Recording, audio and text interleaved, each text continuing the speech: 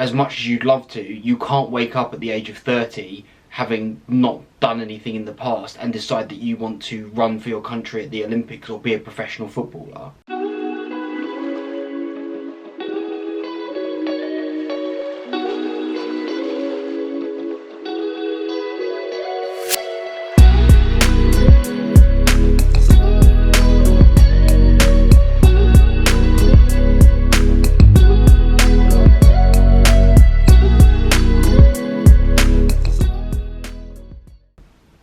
Hello boys, how are we? For those of you new here, I'm a psychology student trained to be a therapist. So on this channel we talk about positivity, mindset, performance, mental health and all things like that. So if that sounds of interest, stick around. Today I wanted to talk about an idea that I've been learning about recently, the idea of living like an athlete. Now I'll go into the details of what that actually means throughout the video, but just so you have a rough idea of what you're in for, the basic principle is absolute dedication to a single goal.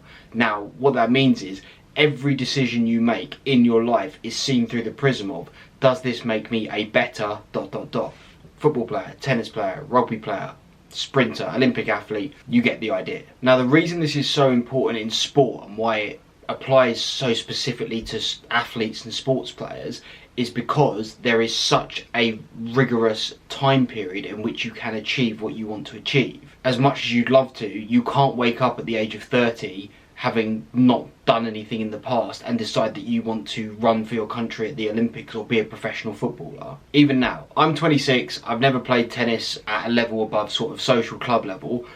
Even if tomorrow I said I want to play in Wimbledon as a professional tennis player before I die, it just couldn't happen. You can't do that. You can't just wake up one morning in your 20s or 30s and decide you want to be a professional athlete. Hence why most professional athletes, especially the ones who make it to the top, will have been guided by this principle of absolute dedication to a single goal, probably from about the age of 11, 12, maybe even younger. This is a principle I've really tried to bring into my life in sort of the last 6 months. I've always been someone who sort of moderately went to the gym and exercised and tried to eat reasonably well, but it's not something that I've taken really seriously because I've never been an athlete of any sort. I've always sort of thought that lifestyle never applied to me.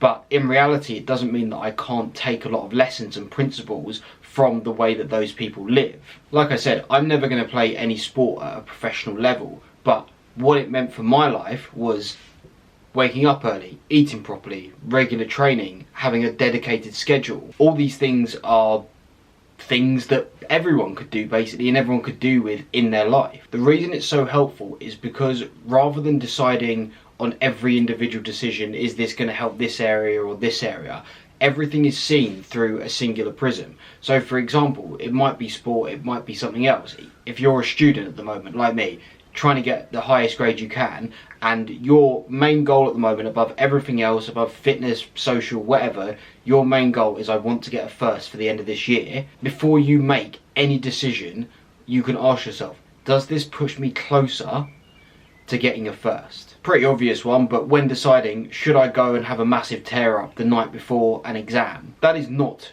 going to get you closer to getting a first. It's probably actually going to take you further away from it. A slightly harder one. Will getting up and going to the gym on the morning you've got an exam help you get closer to getting a first? Well, you'll probably get a little bit less sleep because you'll have to get up earlier to go to the gym. For whatever reason, risk being late for the exam.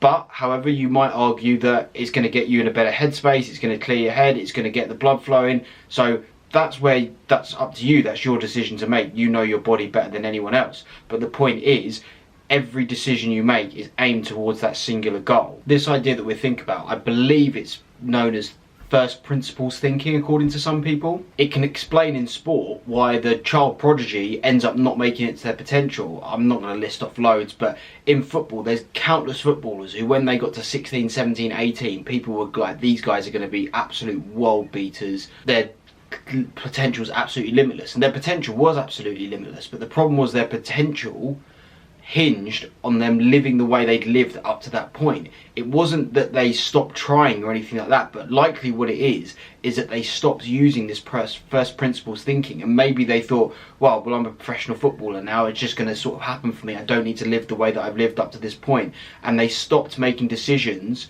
according to that long-term goal. I did a video on this channel ages ago about the difference between giving up and losing focus. when you're watching your sports team play and you're screaming at the TV saying they're not trying, they're not trying. You don't become a professional athlete by not trying and not putting in work and trying hard. What does sometimes happen is they lose focus. On the flip side of that, it's a lot rarer, but in football you think of Jamie Vardy, these people who were the opposite of childhood prodigies, even into their sometimes even to late 20s, they weren't really noticed as sort of high level sportsmen in their field, but because they've stuck to this first principles thinking and they've just kept going for this, they've never changed how they lived, and they've kept going for this goal of being the top league footballer or whatever it is, all of a sudden he burst onto the scene at something like 28, 29 years old. As I said earlier, sport is so unique because there's such a specific time frame, such a specific window in which you can achieve what you're going to achieve. The beauty of things like business or art or other things like that is you don't have that sort of window. On the flip side to that though, especially in business, unless you really discover something or you sort of are an absolute child prodigy, you're probably not going to be a millionaire in your early 20s. You're not going to be very, very successful early doors in business, mainly because to be good in business you normally need some level of experience. But that doesn't change the fact that if you stick to this first principles thinking and every decision you make is through the prism of, is this going to improve the business that I'm working on? Is this going to get closer to what I want to achieve? If you are someone in your late teens or early 20s taking on this mantle, by the time you get to 30, 35, you're going to have been living like this for over a decade. You're going to have a decade worth of decisions all aimed at one goal. Think how much further ahead you're going to be than people who've just sort of dallied around in their early years, not really got much together or made poor decisions and used their time poorly.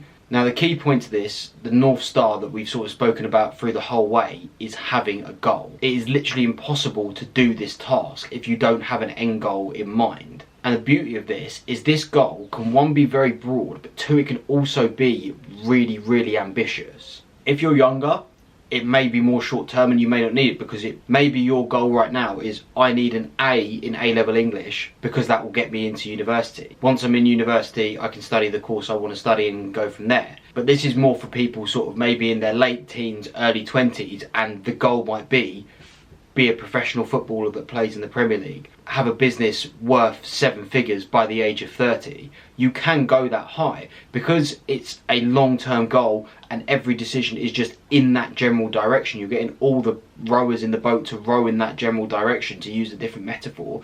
It doesn't need to be something tangible that you're going to achieve in the next 6 months. In fact, quite the opposite. Like I said earlier, you probably want it to be just a long-term goal, because you're going to have years and years and years of decisions all aiming towards this one thing. For me, obviously, at the moment, my long-term goal is to have my own therapy business that supports my lifestyle. So in terms of the short-term decisions that are going to be looking at that, I'm going to be looking at making sure that I'm getting high grades at university. On top of that, I'm going to be getting any experience I can, getting myself into new situations, getting life experience that I can bring to those sessions that I'm going to have in future. I also want to maintain a high level of health, because no one's going to take advice from someone who's completely wrecked their own life. But this is where things get interesting for me personally, because if I got an offer to go on a night out somewhere new and go and have a few drinks, to some people that might go, well, that's an obvious no, that doesn't directly get you there. But in a way, it kind of does, because that experience of going out and having drinks with your mates and being social and everything like that,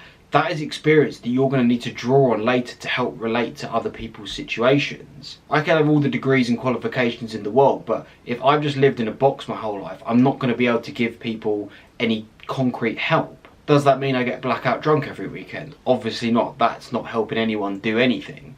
But having that social side and having those experiences are going to build my life experiences and build my character. Likewise with travelling. If I just spend all my money going on all-inclusives all over the world, yeah, I'd have a great time, but that doesn't actually help my goal long term at all. I'm going to get no work done and I'm going to waste all my money. However, going on a few holidays every year, meeting new people and experiencing new culture, again, that is going to grow me as a human being, which is going to help me in my sessions. So to close off, you guys need to do what I did. You need to write a goal. It can be as long or short, high or low, ambitious, long term as you want, but physically write it down. If you can, maybe have it printed on your wall or something like that, because before you make any decision, you just want to look at it or say it in your head or say it out loud ideally.